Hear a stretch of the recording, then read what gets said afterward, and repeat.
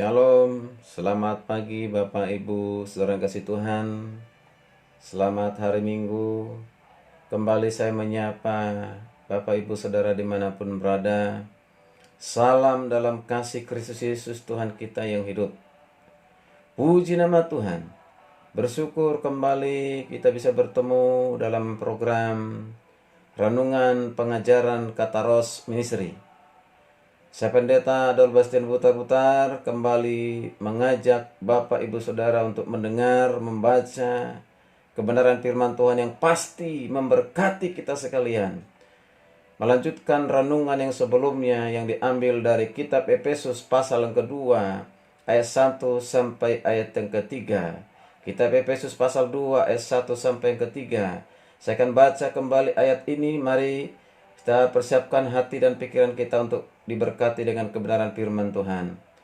Demikian firman Tuhan, kamu dahulu sudah mati karena pelanggaran-pelanggaran dan dosa-dosamu.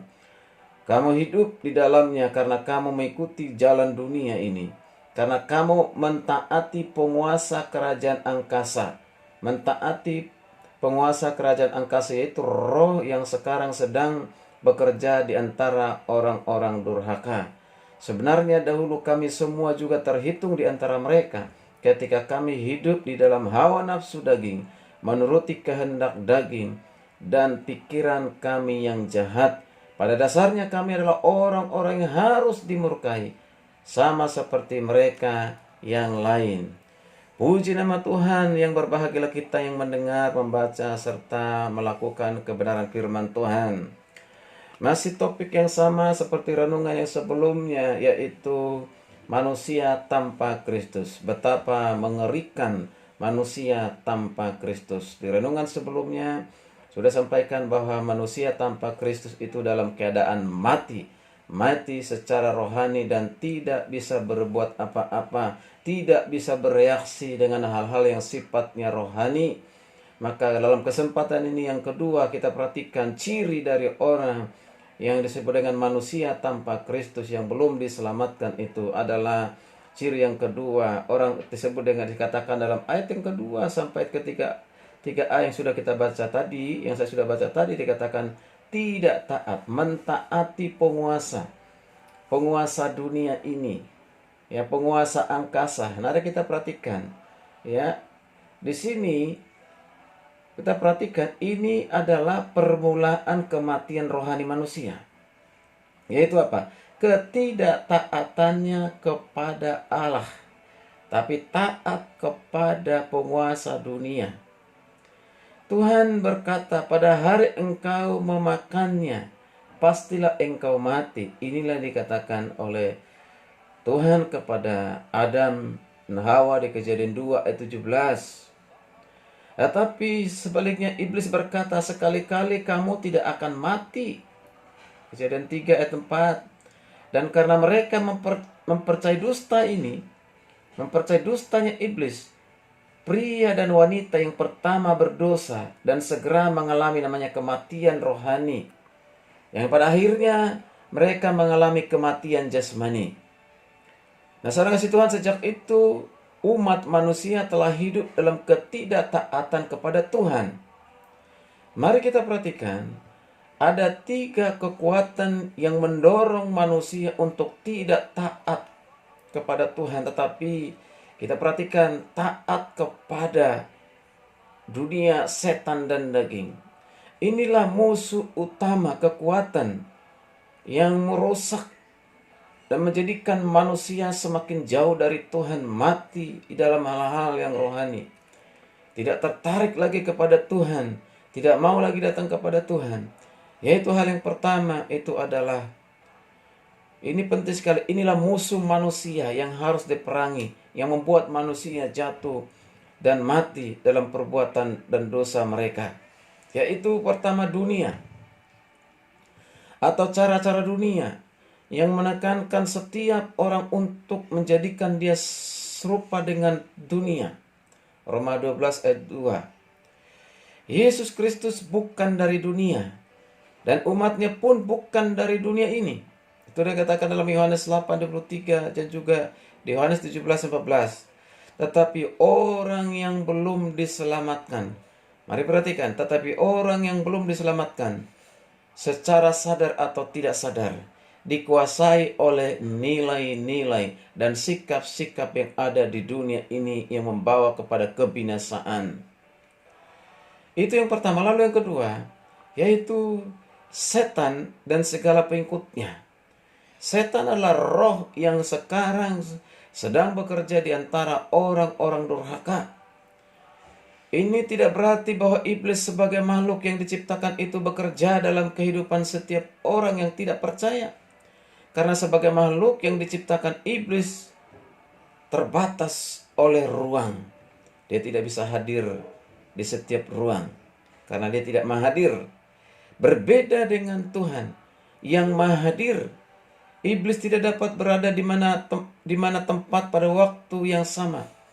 Tetapi karena roh-roh jahat itu pembantunya banyak dan kuasanya atas cara-cara dunia ini, iblis mempengaruhi kehidupan semua orang yang tidak percaya dan juga berusaha untuk mempengaruhi orang-orang percaya. Iblis ingin menjadikan manusia orang-orang durhaka, orang-orang yang tidak percaya kepada Tuhan, orang-orang yang meninggalkan Tuhan.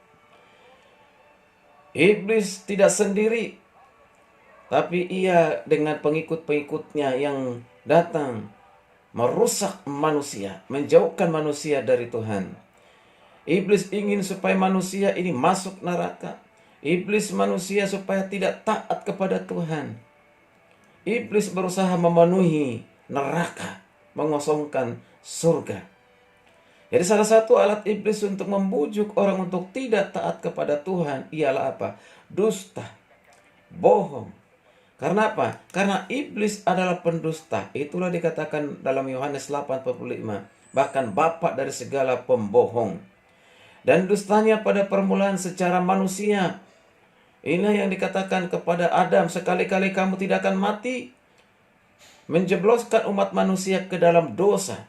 Berjuta-juta orang yang belum selamat di dalam dunia pada zaman sekarang ini, saudara kasih Tuhan, tidak mentaati Tuhan karena mereka percaya kepada dusta iblis yang mengatakan bahwa Yesus itu bukan Tuhan.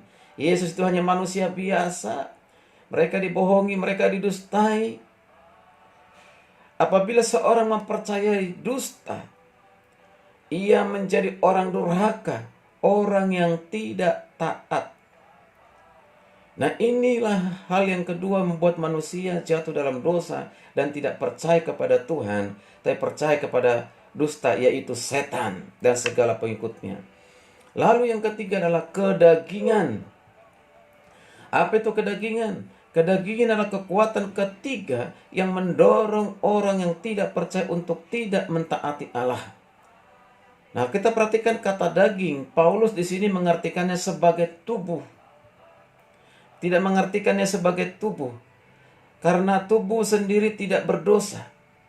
Yang dimaksudkan dengan daging ialah sifat-sifat manusia yang sudah jatuh ke dalam dosa, yang diturunkan kepada manusia setelah manusia jatuh dalam dosa. Manusia pertama, nah manusia keturunannya, semua manusia yang dilahirkan memiliki namanya dosa keturunan. Dosa itu bisa menguasai tubuh, menguasai pikiran, bahkan menjadikan kita tidak taat kepada Tuhan. Nah, saudara kasih Tuhan, mari kita perhatikan bersama-sama. Akibat dari dosa ini mengerikan, membawa kepada maut. Maka penyelesaian terhadap dosa manusia tidak ada jalan lain selain datang kepada Kristus. Karena dia datang untuk menebus dosa manusia. Dia mau jadi korban yang sempurna demi penyelamatan bagi umat manusia. Yesus lakukan itu semua karena kasihnya kepada manusia, kasihnya kepada kita.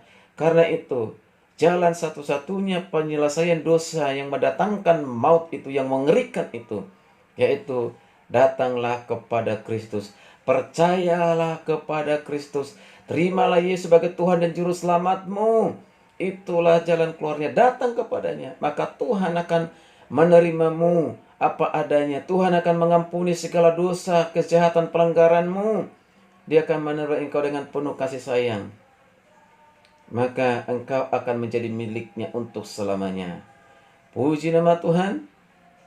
Kiranya renungan yang singkat ini boleh menjadi berkat bagi kita semuanya. Ingat, manusia tanpa Kristus mengerikan. Karena mengerikan, maka datanglah kepada Kristus, percaya kepadanya. Percaya kepada Kristus, maka engkau akan diselamatkan. Puji nama Tuhan. Tuhan Yesus memberkati. Shalom.